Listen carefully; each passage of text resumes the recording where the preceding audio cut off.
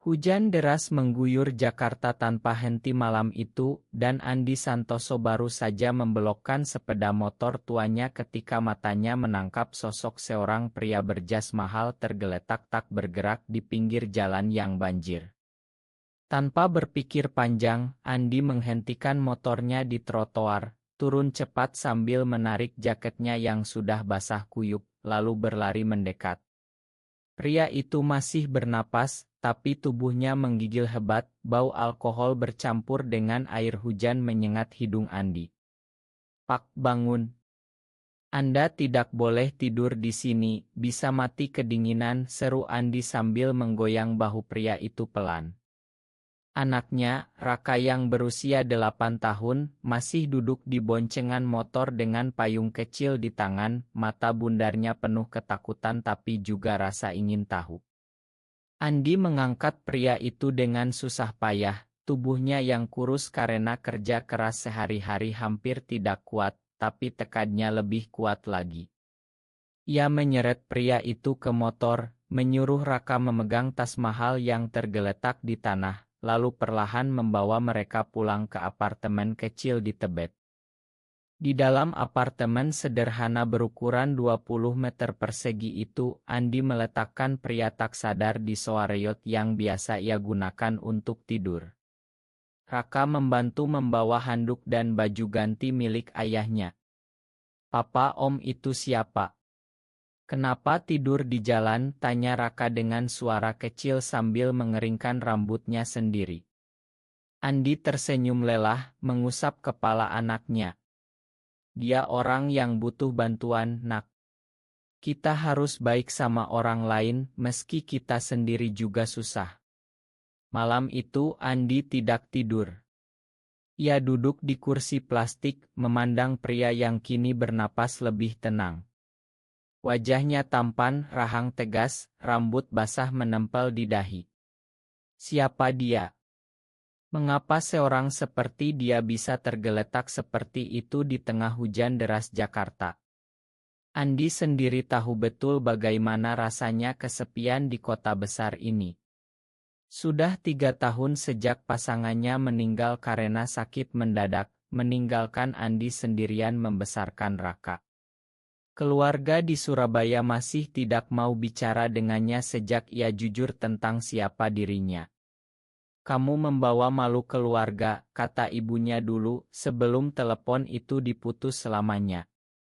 Di sekolah tempat Andi bekerja sebagai staf administrasi, ia selalu tersenyum, tapi di dalam hati ada lubang yang tak pernah terisi. Raka adalah segalanya baginya, tapi kadang malam-malam seperti ini ia bertanya-tanya apakah ia cukup kuat untuk terus begini. Pagi harinya, saat matahari mulai menyelinap lewat celah jendela kecil, pria itu bangun dengan kepala pusing. Ia duduk tegak, memandang sekeliling dengan bingung. "Di mana aku? Siapa kamu?" tanyanya dengan suara serak. Andi yang sedang menyiapkan nasi goreng sederhana untuk sarapan Raka menjawab tenang, "Anda di apartemen saya, Pak. Semalam saya menemukan Anda di jalan, hampir mati kedinginan." "Saya Andi, ini anak saya Raka." Pria itu memegang kepalanya, ingatan samar-samar kembali. "Saya Rama Wijaya. Terima kasih. Anda menyelamatkan nyawa saya." Ia mengeluarkan dompet basah, mengambil beberapa lembar uang ratusan ribu. "Ini untuk repotnya." Andi menolak halus, "Tidak perlu, Pak. Saya lakukan karena manusiawi." Rama memandangnya lama, ada sesuatu di mata pria kaya itu yang membuat Andi gelisah. Rama Wijaya, nama yang familiar dari berita bisnis. CEO perusahaan teknologi besar di Sudirman, pria yang selalu muncul di majalah dengan senyum sempurna dan cerita sukses. Tapi malam itu, di balik jas mahalnya, ia hanyalah seorang pria yang rapuh. Rama akhirnya pulang setelah minum teh hangat dan makan sedikit, tapi sebelum pergi ia meminta nomor telepon Andi. "Saya akan balas budi ini, Pak Andi. Janji." Beberapa hari berlalu, Andi sudah hampir melupakan kejadian itu. Ia sibuk dengan pekerjaan, mengantar Raka ke sekolah, memasak, membersihkan apartemen. Tapi paket-paket mulai datang. Pertama makanan mahal dari restoran terkenal, lalu mainan baru untuk Raka, bahkan sepatu sekolah yang Raka impikan. "Papa, Om Rama baik sekali ya," kata Raka sambil memeluk boneka baru. Andi tersenyum, tapi hatinya gelisah. Ia tahu dunia Rama dan dunianya berbeda seperti langit dan bumi. Di Indonesia ini, seorang ayah gai tunggal seperti dirinya sudah cukup sulit hidup tanpa tambahan masalah. Tetangga sudah mulai bergosip jika ada pria asing datang terlalu sering. Tapi ketika Rama datang lagi suatu sore, membawa buah tangan dan duduk di lantai bermain dengan Raka, Andi merasa ada kehangatan yang lama hilang. Rama bercerita tentang tekanan bisnis, rapat malam hari, keluarga yang selalu menuntut pernikahan dengan anak konglomerat lain. "Saya capek, Andi. Capek pura-pura bahagia." Andi mendengarkan berbagi cerita kecil tentang Raka yang pintar matematika, tentang hari-harinya yang penuh perjuangan. Malam itu, saat Rama pulang, Andi duduk sendirian di balkon kecil, hujan kembali turun pelan. Ia tidak tahu bahwa pertemuan itu baru permulaan dari badai yang akan mengubah segalanya. Rama Wijaya tidak berhenti datang. Setiap akhir pekan, mobil mewahnya parkir di depan gang sempit apartemen Andi. Awalnya ia beralasan ingin memastikan Andi dan Raka baik-baik saja setelah insiden hujan itu. Tapi lama-kelamaan, kunjungannya menjadi rutinitas yang ditunggu-tunggu.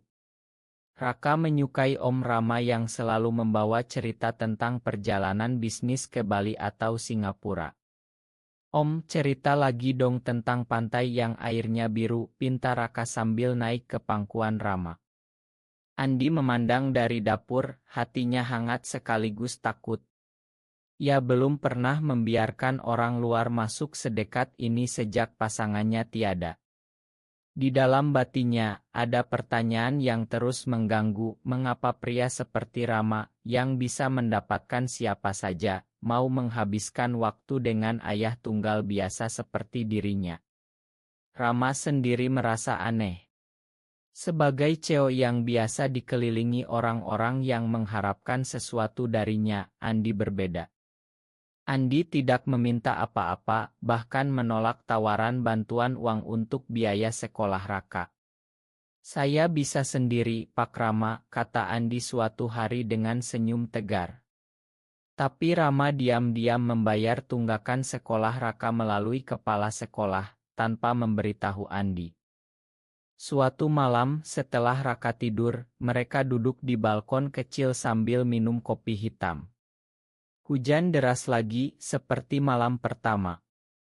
Rama membuka cerita yang lebih dalam. "Dulu saya hampir menikah, Andi. Tapi saya mundur di hari keluarga saya marah besar. Mereka bilang saya egois, tidak memikirkan nama besar Wijaya." Andi mendengarkan tanpa menghakimi. Ia tahu betul tekanan itu. Dulu, sebelum jujur pada diri sendiri, ia juga pernah mencoba hidup normal demi keluarga. Pernikahan singkat yang berakhir tragis ketika ia tak bisa bohong lagi pada diri sendiri. "Saya juga pernah merasa seperti itu," kata Andi pelan. "Tapi kalau kita terus bohong pada hati kita, lama-lama kita yang hancur."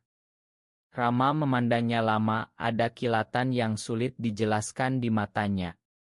Malam itu, untuk pertama kali, Andi merasa ada ikatan yang mulai terbentuk, bukan hanya terima kasih, tapi sesuatu yang lebih dalam.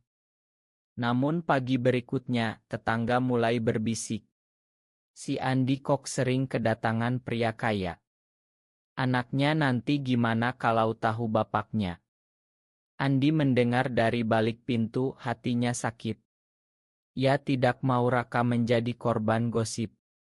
Tapi ketika Rama datang lagi dengan tiket bioskop untuk bertiga, Andi tak bisa menolak senyum Raka. Di kantor Rama, tekanan juga semakin kuat. Rapat Dewan Direksi membahas merger besar yang mensyaratkan digambar keluarga sempurna. Ibu Rama menelepon setiap hari, kapan kamu bawa calon istri ke rumah? Umurmu sudah 35, Rama. Rama menggenggam ponsel erat, tapi pikirannya melayang ke apartemen kecil di Tebet, ke senyum Andi yang tenang, ke tawa Raka yang polos. Ia mulai bertanya pada dirinya sendiri, mengapa ia merasa lebih hidup di sana daripada di gedung pencakar langit miliknya. Andi juga bergulat dengan perasaan sendiri. Malam-malam ia terjaga, memandang oto pasangannya dulu. Apakah aku boleh bahagia lagi, gumamnya. Tapi ketika Rama mengajak mereka ke pantai Ancol akhir pekan itu, melihat Raka bermain pasir dengan Rama, Andi merasa mungkin saja ada harapan. Namun di balik kebahagiaan kecil itu, awan gelap mulai mendekat. Seorang tetangga sudah menghubungi saudara Andi di Surabaya, menceritakan pria aneh yang sering datang. Dan di perusahaan Rama, asisten pribadinya mulai curiga melihat bosnya sering menghilang ke daerah selatan Jakarta.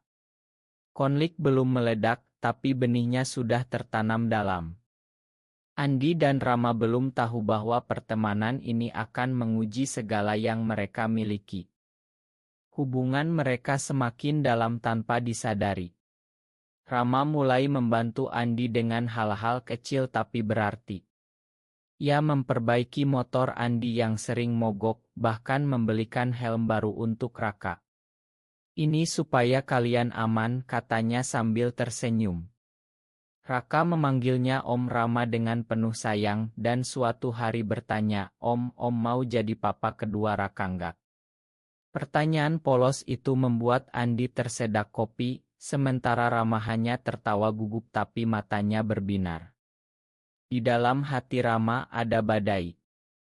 Ia mulai menyadari perasaan yang selama ini ia tekan.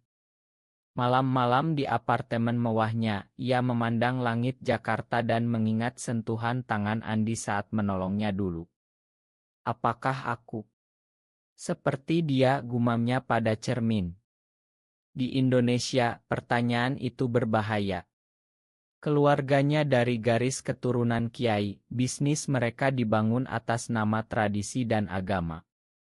Tapi setiap kali bertemu Andi, dunia Rama terasa lebih ringan.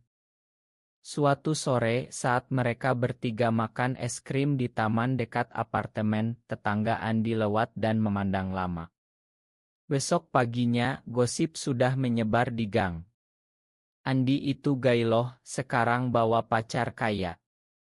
Andi mendengar dari ibu kos, hatinya hancur. Ia pulang lebih awal, duduk di lantai sambil memeluk Raka. Papa, kenapa sedih? Tanya Raka. Andi hanya menggeleng, Papa baik-baik saja, nak. Ketika Rama datang malam itu, Andi menceritakan semuanya. Rama marah, ingin menghadapi tetangga, tapi Andi menahan. Jangan, Rama. Ini Indonesia. Kita harus hati-hati demi Raka.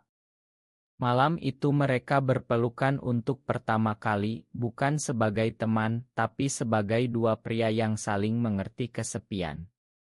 Tidak ada kata-kata berlebih, hanya kehangatan yang lama dirindukan. Tapi pagi harinya, telepon dari Surabaya datang. Kakak Andi menelepon, suaranya dingin. Kamu masih saja bikin malu keluarga. Kalau terus begini, kami ambil Raka. Anak itu butuh lingkungan normal. Andi gemetar memegang ponsel. Rama yang mendengar dari samping memeluknya erat. Aku akan lindungi kalian berdua. Di sisi Rama, tekanan bisnis semakin berat. Proyek merger besar memerlukan dukungan keluarga istrinya calon. Ibu Rama mengatur pertemuan dengan putri pengusaha besar. Rama pergi, tapi sepanjang makan malam ia hanya memikirkan Andi. Saat pulang ia langsung ke Tebet menceritakan semuanya. Aku tidak bisa bohong lagi, Andi. Aku merasa sesuatu untukmu. Pengakuan itu membuat Andi terdiam lama. Ia takut tapi juga bahagia. Mereka menghabiskan malam berbicara tentang masa depan, tentang bagaimana membangun hidup bersama tanpa menyakiti siapapun. Rama mulai belajar memasak nasi goreng ala Andi, Raka mengajarnya main layangan di atap. Kehidupan terasa sempurna sesaat. Tapi di luar, badai semakin dekat. Saudara Rama melihat chat di ponselnya secara tak sengaja dan mulai curiga. Kamu sering ke rumah pria itu. Apa-apaan ini? Tanya saudaranya suatu hari. Rama membela, tapi benih keraguan sudah tumbuh. Andi merasa dunia mereka yang rapuh mulai retak, tapi cinta yang baru tumbuh membuatnya berani melangkah lebih jauh. Ia memutuskan untuk membawa Rama ke makam pasangannya dulu, memperkenalkan sebagai teman baik. Di sana, di bawah pohon rindang, Andi berbisik, aku siap mencoba lagi, Rama. Demi kita bertiga. Cinta mereka akhirnya terucap jelas di sebuah malam hujan lagi, seperti takdir. Setelah makan malam sederhana, Raka sudah tidur, Rama memegang tangan Andi. Andi, aku cinta kamu. Bukan karena kamu selamatkan aku dulu, tapi karena kamu tunjukkan aku cara hidup yang benar. Air mata Andi jatuh. Ya balas, aku juga, Rama. Tapi aku takut. Takut Raka kehilangan segalanya. Mereka berpelukan lama, hati mereka akhirnya tenang setelah bertahun-tahun gelisah. Rama mulai membawa Andi dan Raka ke tempat-tempat kecil yang aman, seperti pantai di luar Jakarta pada akhir pekan. Raka bahagia, memanggil Ramad Papa Raman diam-diam, tapi kebahagiaan itu terganggu ketika kakak Andi datang tiba-tiba ke Jakarta. Kamu gila. Hidup dengan pria. Kami tidak akan biarkan Raka dibesarkan seperti ini, teriak kakaknya di depan pintu apartemen. Andi berdiri tegar, Raka anakku. Aku yang tahu yang terbaik untuknya. Rama berdiri di belakang, siap melindungi. Konfrontasi itu berakhir dengan ancaman hukum soal hak asuh. Andi hancur, tapi Rama berjanji, aku akan pakai semua yang aku punya untuk lindungi kalian. Di perusahaan, Rama menghadapi krisis sendiri. Saudaranya melaporkan kecurigaannya ke ibu mereka. Rama, kamu harus menikah sekarang atau kami tarik sahammu dari perusahaan, ancam ibunya di telepon. Rama menolak. Untuk pertama kali dalam hidupnya ia memilih hati. Ia mulai mengurangi jam kerja, lebih sering di Tebet, membantu Andi dengan proposal usaha kecil desain grafis yang bisa dilakukan dari rumah. Kita bangun bersama, katanya. Tapi pengkhianatan datang dari dalam. Asisten Rama yang iri menyebarkan rumor di kantor bahwa bosnya punya hubungan aneh. Saham perusahaan turun sedikit, klien mulai bertanya. Rama marah besar, tapi ia pilih Andi daripada jabatan. Suatu malam, Andi yang melihat Rama lelah berkata, kalau terlalu berat, kamu boleh mundur. Aku mengerti. Rama memeluknya erat. Tidak.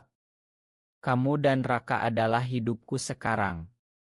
Mereka melewati malam dengan cerita masa kecil, Rama tentang tekanan menjadi pewaris, Andi tentang kesepian setelah kehilangan. Cinta mereka semakin kuat, tapi ujian terbesar masih menanti. Krisis meledak di acara ulang tahun perusahaan Rama. Andi dan Raka diundang diam-diam ke acara itu sebagai teman keluarga. Tapi saudara Rama melihat mereka bertiga, langsung marah di depan tamu penting. Ini memalukan keluarga Wijaya. Rama, kamu pilih pria ini daripada masa depan kita. Suara teriakannya menggema di balon hotel mewah. Andi menarik Raka ke belakang, hatinya hancur melihat Rama berdiri di tengah. Rama mengambil mikrofon, suaranya tegas meski gemetar. Ya, aku mencintai Andi.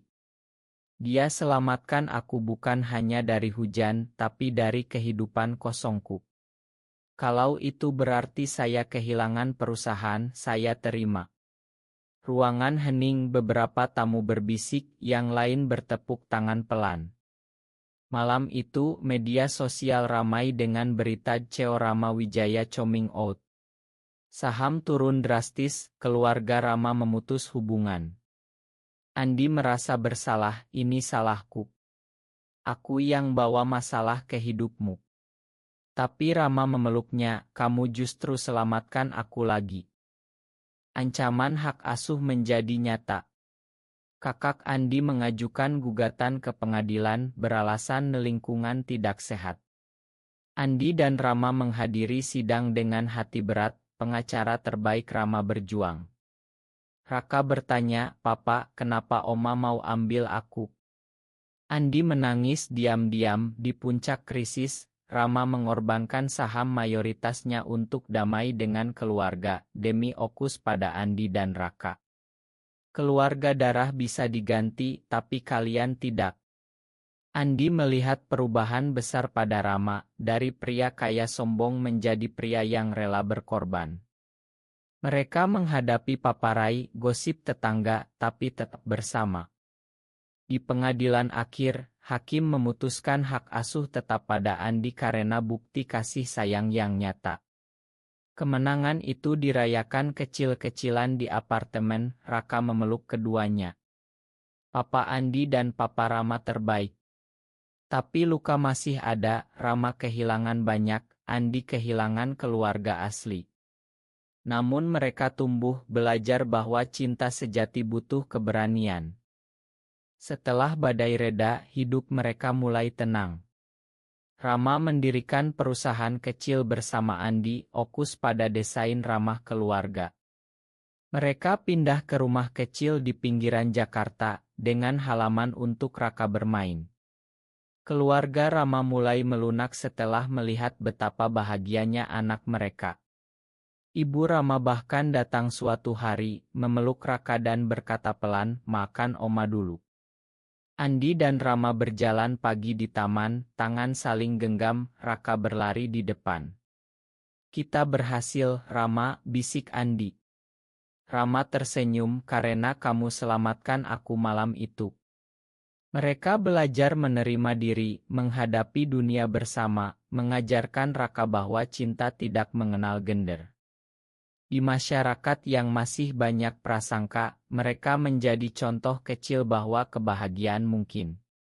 Rama lebih sabar, Andi lebih berani. Keluarga baru mereka penuh tawa, meski kadang masih ada pandangan aneh dari orang luar. Suatu sore di balkon rumah baru, matahari terbenam indah, Rama berlutut. Andi mau menikah denganku secara hukum yang kita bisa. Demi kita bertiga. Air mata Andi jatuh lagi, tapi kali ini bahagia. Ya, Rama. Raka bertepuk tangan. Hidup mereka bukan dongeng sempurna, tapi penuh harapan. Mereka terus berjuang, tapi tidak lagi sendirian. Di Indonesia yang luas ini, di tengah hujan yang pernah menyatukan mereka, dua pria dan seorang anak kecil menemukan rumah di hati masing-masing. Cinta mereka bukti bahwa perubahan dimulai dari keberanian satu orang yang menolong di malam hujan. Dan sekarang mereka siap menghadapi apapun bersama. Apakah benar bahwa seorang ayah gay di Indonesia bisa menemukan kebahagiaan sejati tanpa mengorbankan keluarganya, atau itu mustahil? Benar atau salah?